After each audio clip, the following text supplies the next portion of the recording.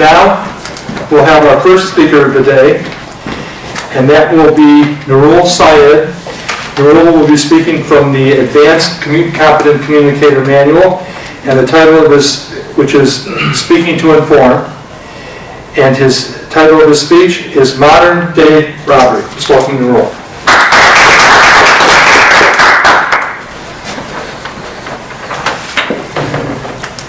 It was the weekend of the 4th of July.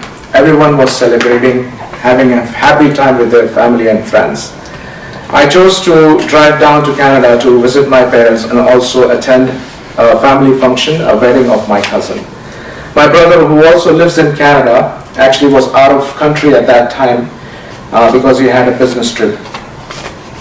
On 6th of July, I received a text message from my brother who was overseas. And he said me that my father has made a couple of large transactions from his account. So my father has access to all the accounts, and we always give him this access because it's important for him to have that as handy with himself. So curious to know what has happened, what has made my father actually make these transactions, because he hardly spends any money on himself. He's a 65-year-old retired chemical engineer, and he's a very soft-spoken, humble, and a very harmless person. And he's not a techie person, does not use any cell phones. The best he can do is check his email, and also maybe browse for some news or something. So he's a very off-the-grid kind of a person. So I called my parents at their home to know what has happened for my father to make these kind of transactions.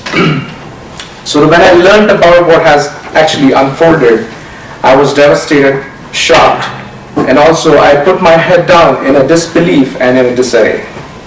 So I immediately ran to my house because I was visiting my friend at that time, and I kind of calmed myself down to not make my parents uncomfortable about the situation, and also make them embarrassed about it, especially my father, because he has gone through a very difficult situation and he was in a complete shaken kind of a situation right now.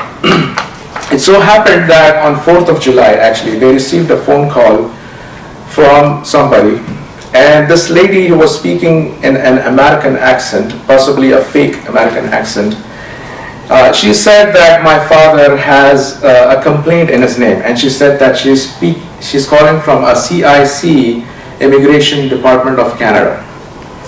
You might have heard about the IRS scams. Have you heard about it? Yeah. You guys have heard about it, right? It's all over the USA. But this one is slightly different.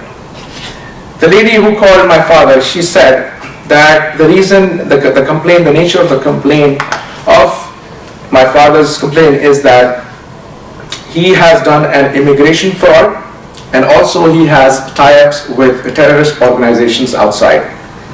And naturally, because my father is a very old person and a very vulnerable person, naive, doesn't know what happens around the world, the modern day robberies and all that, he got really scared, and he told me that he was shaking when he heard that news that his name has come up as a terrorist organization. It's kind of difficult for me to explain this to you, the situation that we went through. So this lady who called, she said that the only way for him to get out of the situation is get a lawyer for himself, which she will provide, and follow the procedure that he will tell. And obviously she gave us the lawyer, and he went over the procedures. He told my father, this person is also another imposter, another scammer who's actually calling my parents. He was talking to them, and he spoke to them for 48 hours. These scammers actually spoke to my father for 48 hours, and they said to him things like, you should not play with the land, the law of the land. You should actually follow the protocol. What am I saying? And do not make it a campaign. Do not disclose it to anybody until your name is cleared. My father believed in everything what he was saying because of two reasons. Number one, they called from a phone number which is actually a physical phone number inside Canada, and an immigration office physical phone number. So naturally masking the phone number from wherever they are calling to make it believe that it's actually a physical place in Canada.